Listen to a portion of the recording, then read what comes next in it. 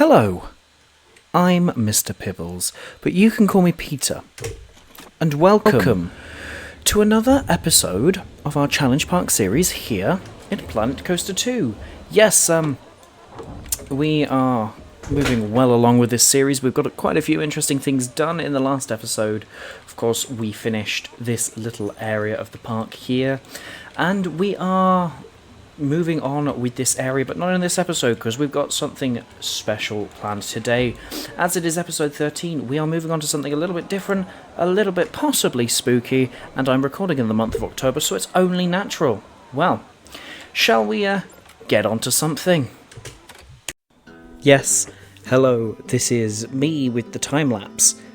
I'm something. Hello, and yes, again, welcome to the time-lapse, where today we are building a ghost train in honour of both the month of October and it being episode 13. We're building a ghost train, which is something that I've always wanted to kind of play around with having in Planet Coaster 2. I've just never really tried, and I thought now's the perfect time to give it a go and see what I can come up with. So ultimately, this is going to be inspired by the ghost train over at Blackpool Pleasure Beach, as I believe it is the golden standard, one might say, for the ghost train. So it's going to be inspired by that, with my own little twist on it. So I know, like, you know, if you were somewhere that had a slightly bigger budget, maybe you'd, you know, have all these scenes inside a ghost train that are all themed to the same thing, but we're not going for that here. Here, legitimately, what we're going for is whatever seems a little bit spooky, but we'll get more onto that the further we go into this.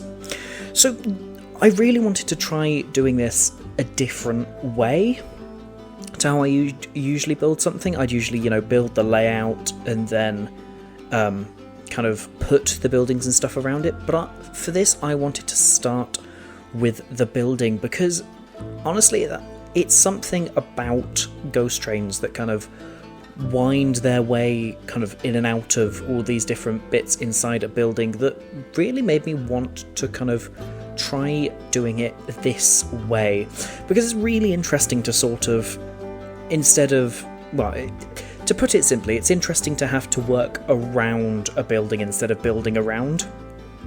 It's a different type of beast when you're kind of playing around with this, and yeah, ultimately, I mean, I will tell you now that I do really like what I come out with at the end, as I so frequently do in this series, and yeah, it is all fun stuff.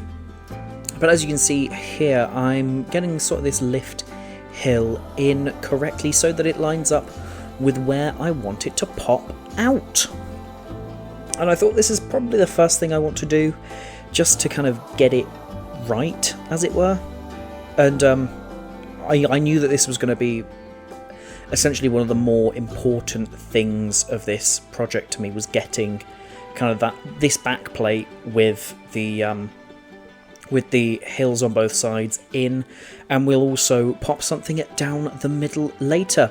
But getting that in first was my top priority, and then we look at just getting kind of more of a layout in, like these little bits here.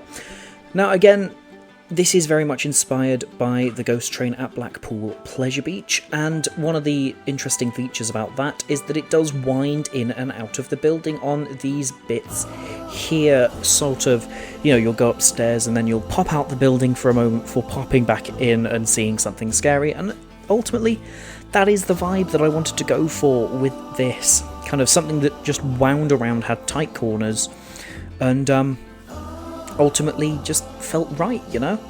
So we've got this little bit of a layout downstairs here, which is what we go for, and now we move to upstairs. Now, should I have done this the other way round in, you know, should I have started with the layout and then built the building around it? Possibly, because this meant I had to kind of go back and theme the inside sort of around it.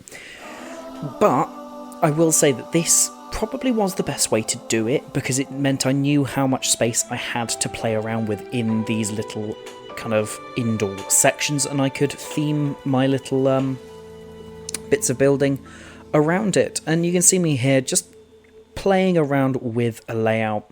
And one of the things I will say about this sort of episode in this game is by the end of this episode, I do end up having a lot of money in the bank, because, you know, we're not necessarily spending much on scenery, but, you know, I'm testing it just to get all of the animatronics and moving parts in right. So ultimately, you know, I'm not spending much, money's coming in, so by the end of this episode we have a little bit of money, which will hopefully make the next couple of episodes easier for me, which should be nice. But yes, looking forward to some of the next couple of episodes. We will just look at kind of finishing off this lovely little pirate area of ours, and then we'll get on and we'll do something else. But yes, you can see here with this layout that we've got this bit down the middle that kind of, you know, you'd look on and you'd see cars whizzing down one side, going up the other, which you can't quite do because all of the cars in this are set to a fixed speed, which is unfortunate. But, you know, I would have liked it. I would have liked the ability for them to roll down that at speed, but, you know, I'll make do with what I've got. And you can see here all of the structures and I've forgotten the name of them. Supports. You can see all of the supports of the upstairs section, which, you know, it doesn't look great at the moment, but once we get rid of them, it will look absolutely brilliant. And I played around with the speed of this, trying kind of getting higher speeds and lower speeds and figuring out what would work. And ultimately, you know, it was futile at this point, trying to figure out some sort of speed that would work. Ultimately, because it all depended on what I did with the inside theming later. And kind of, you can see me here just trying to place in this entrance, place in this exit. Jobs are good, and just making it look nice. And yeah, you may think that this is, you know, all a simple episode, but I will tell you, I mean, you can probably see from the get-go, this is a longer episode overall.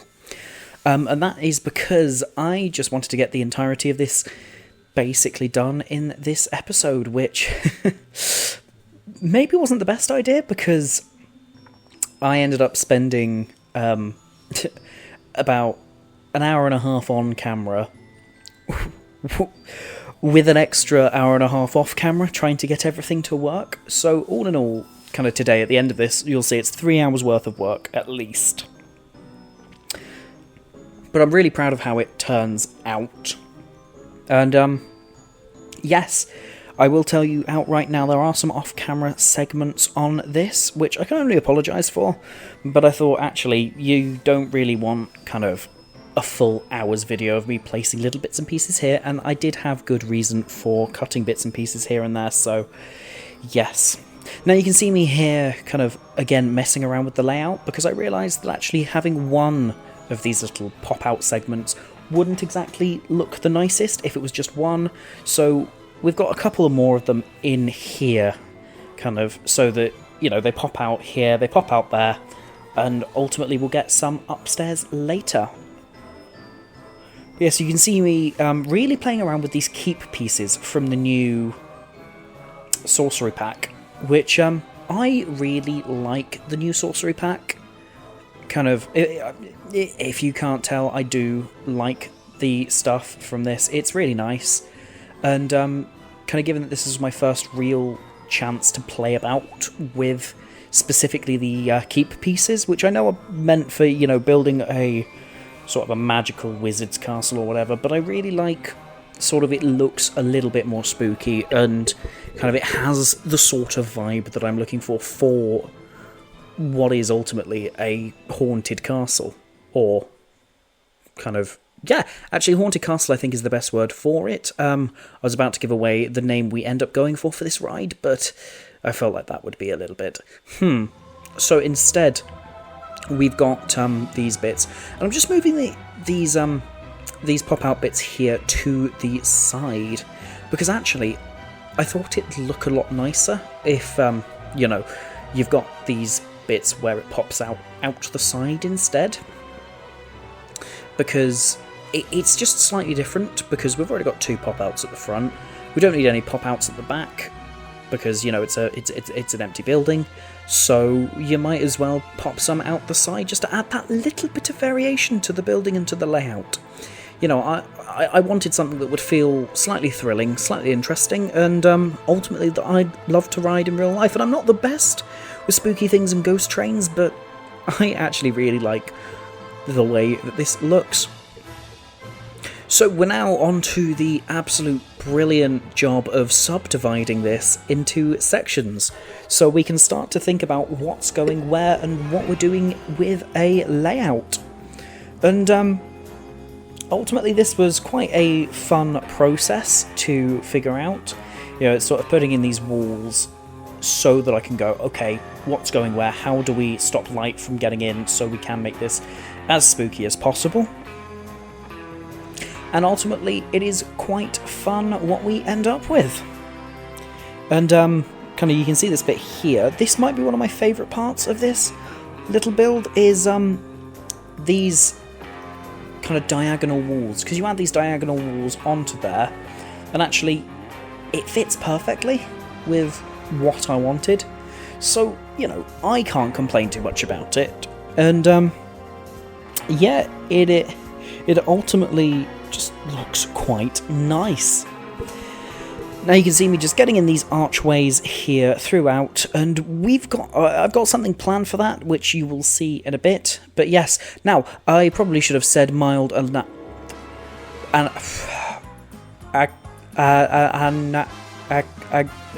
fear of spiders, fear of spider warning. I probably should have said that a little bit earlier. But yeah, we are ultimately kind of putting this little room in here because, you know, it's sort of the classic haunted house room. It is like a room with a spider, like massive spider, a couple of smaller spiders, and completely full of spider webs. But yes, if you are scared of spiders, feel free to skip this. I know I probably should have mentioned it before this fella popped on the screen, but there we go. You know, I ultimately toyed with where to stick him to best kind of fit in with what I wanted this room to look like. And, again, ultimately what I end up with looks quite nice. And it's just playing around with, again, all of these new sorcery pieces. Because these all came in the sorcery pack, and I know they're meant to feel like that massive spider from Harry Potter. But, you know, ultimately, you can do other stuff with it. You know, I think massive spider in a haunted house. The thing I think of the most is the spider scene in The Curse of Alton Manor, where you come under this massive spider that just sits there, and it's just really cool. And again, I'm just playing around with the shapes of these webs and kind of sliding them into the walls and making it feel a lot more natural. And I've got these spider egg sacs that go in that just, again, look really nice. And again, it just adds so much to this little part, just to have those very little sort of egg sacs there. And it's just putting in theming, if I'm being honest, which is quite fun, kind of varying the sizes. I wish we did have a few smaller spider webs or things that actually did sit flush to the wall. That would have been so helpful, but, you know, you make do with what you've got. And what I've got works, if I'm being honest. So I can't complain about it too much.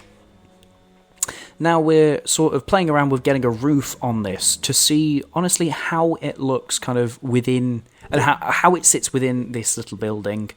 And, you know, what we end up with almost starts to feel a little bit like an attic with the heightened roof. And there is another part of this ride that also feels a little bit like an attic, but we'll get onto that a little bit later.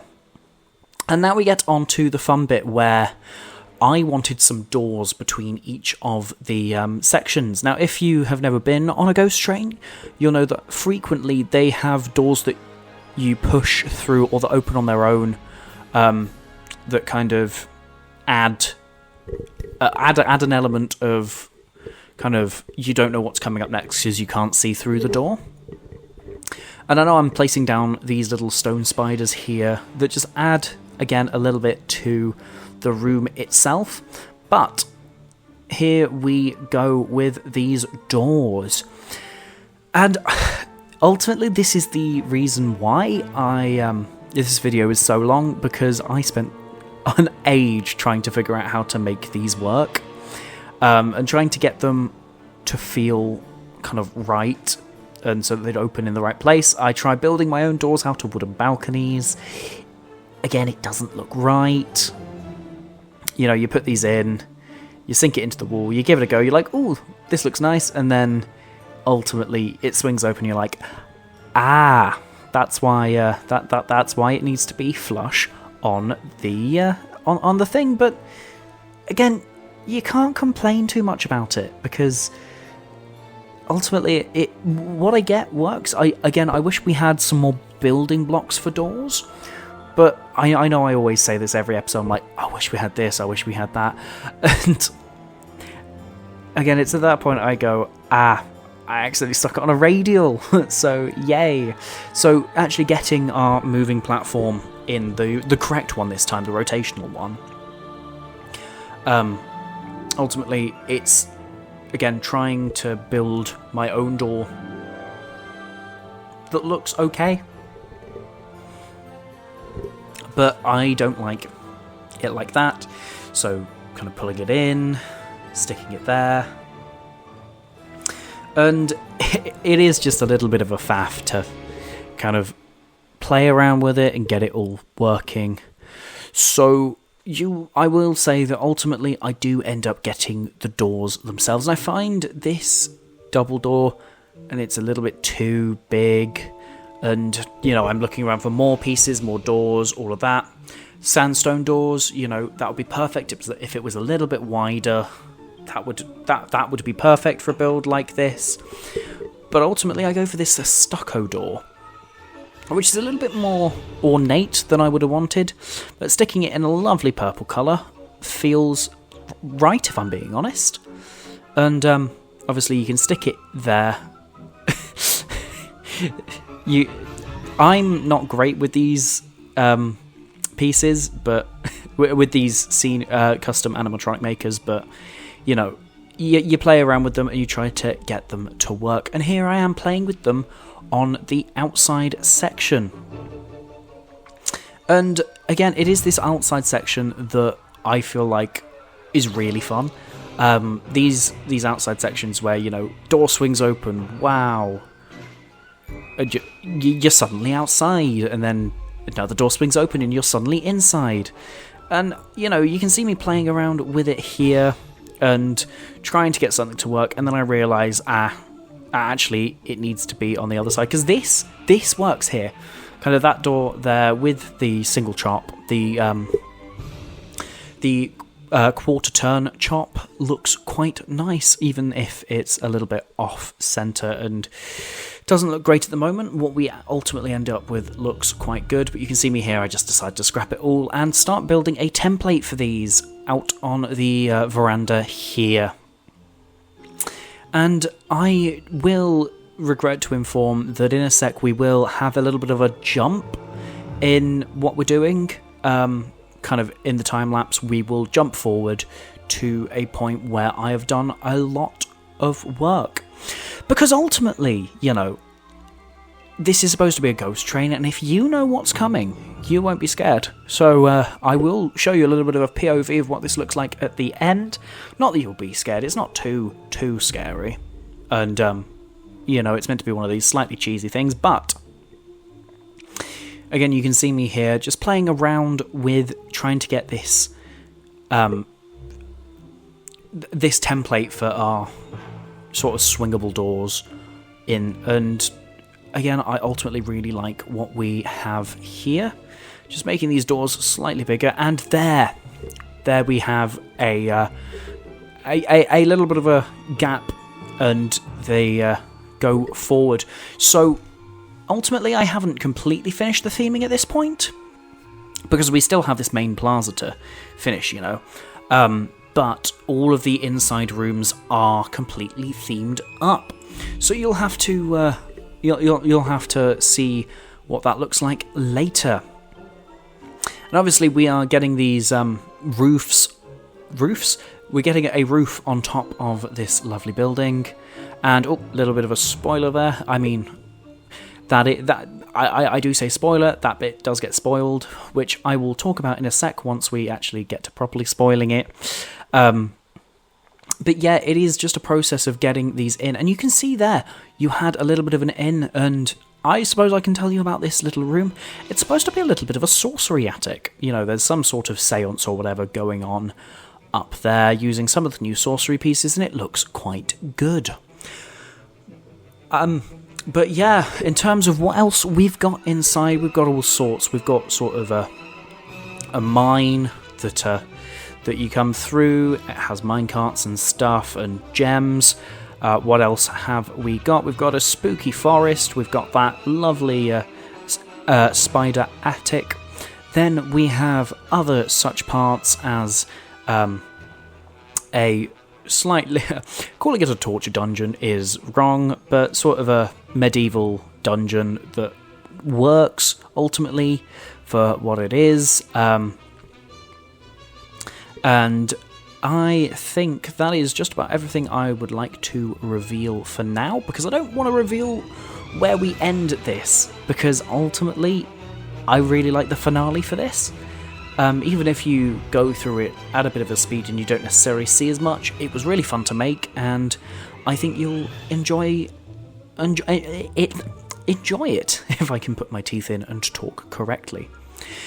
But yeah, it is a process now of getting these bits and pieces in to just look nice around the side of the building and making it look a little bit more like a spooky castle. And maybe castle's the wrong word. It's a little bit more of a chateau, or another word that I'm not going to say because it does spoil what we name this ride eventually. But yeah, I really like some of these parapets that came in the base game. In the first game, that kind of you can build fairy tale castles with, but obviously on top of here, they do look a little bit spooky, like I wanted to, and this was a stroke of genius on my part. Putting these in just added so much and negates the use of my favourite piece. That, of course, being the the 4 and 8 metre long thick wooden beams, because they are just the best. But no, you can see me here playing around with these parapets and castle pieces, and unfortunately the one thing I'll say is that the round parapets are too big for these kind of bits on the side, so ultimately we go and get these stucco castle walls, putting them in the same colours. They don't exactly fit, but they're as close as we're going to get, which is quite nice, and ultimately, the little cars fit well around them, and yeah. And putting these up at the top there, it just looks quite nice, and sticking them along the edge of the roof, again, looks really nice. And kind of you can see now that this is taking shape, and just putting a little bit of an overhang on the keep roof there is absolutely perfect, and just looks quite nice. And yeah, the building itself is coming together, and it is almost kind of where I want it to be. Again, my biggest inspiration for this was the ghost train at Blackpool Pleasure Beach, which I don't know if, those of you who know it will know that it has this sort of vibe to it of sort of an old castle in sort of spooky colours, and you can see in, and you've got all of this, all of that, and it is a tall it is a long flat building, which is what I wanted to go for with this. And the one thing that I was like, as much as I'd like to copy it over, I won't copy it over, is the massive skeleton that lies on the roof, because this isn't meant to be a one-to-one recreation of the ghost train by any means. It's just supposed to be inspired by, and again, I think what we've got, you can see that influence and it works quite well. And we've finally moved on to this inside section, where, you know, this will be the main bit that you see as you're queuing up, and you see throughout the ride as you fly through it at speeds from different angles. I say speed, I think we end up putting this at a 5 miles an hour going through it, so it's slightly faster than walking pace. I'd call it probably a brisk jog, but yes, just sticking these candles and candelabras around is absolutely perfect. They feel like they fit with this spooky theme, and again, this chandelier, it is such a nice piece. I really like the chandelier, and the fact that it fits basically in there perfectly, and as things come down, you dip under it, is just perfect. And then getting this keep door in there, it just, again, looks really nice. And these cat statues, which also came with the sorcery pack, they look a little bit silly, a little bit goofy, but then what ghost train doesn't look a little bit silly? And just sticking them in there just adds so much. And this is the one thing I can't believe I forgot, but gargoyles on the roof. And I like these two gargoyles off to the sides, because it just clutters up the space in a way that just looks so silly. But I really like it. And yes, putting this moss piece in a nice red, it adds some suspicious stains, shall we say, to these cat statues and makes them look a little bit good. And then what I wanted at the back here was something on the wall. And I ultimately end up with these sorcerer statue faces, which in a white look quite ominous, and I like the way that it turns out. Just sticking a couple bits up here. I believe we're coming to the end of the time-lapse in a little moment. So I'll keep talking until we get there. But do know that we are coming up on the end where you'll finally get to ride it. But yes, sticking in these bits along here, we are finally making a queue line for this.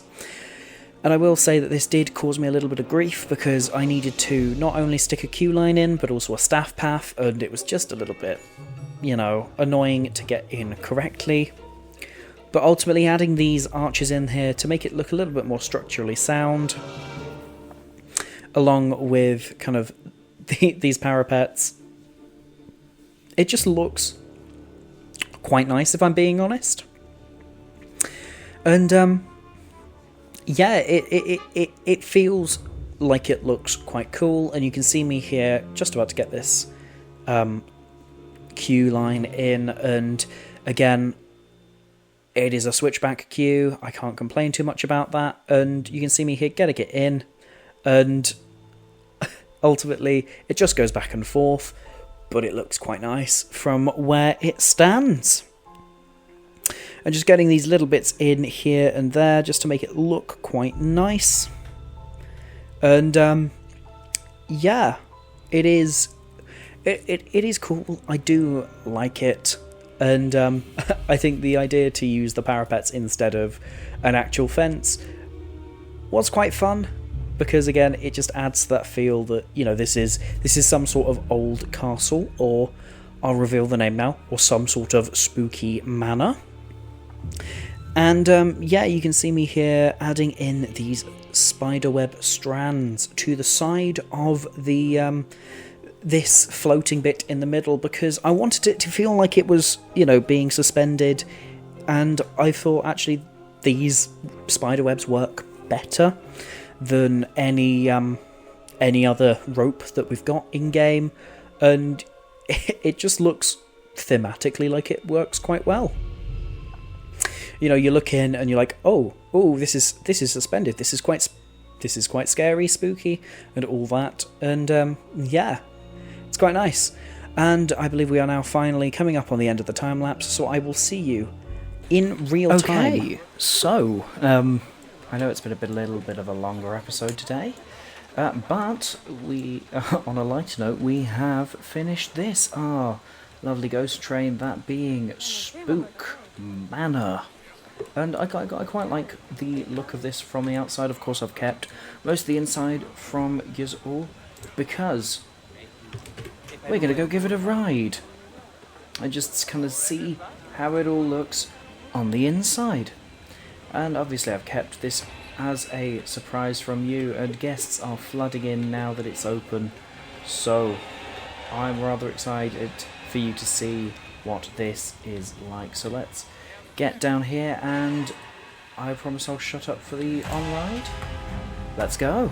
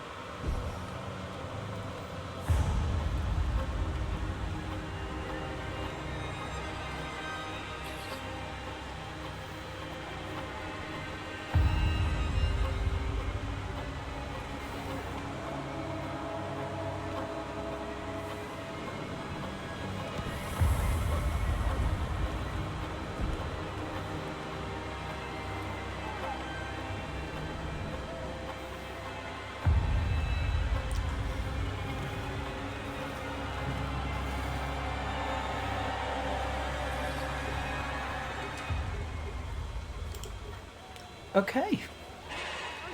Well, I hope you enjoyed your ride there on our lovely Spook Manor. And yes, if you have enjoyed both the ride and this episode, feel free to give me a like, give me a comment, possibly even a subscribe if I'm lucky. And I will see you in the next episode. Roll that outro.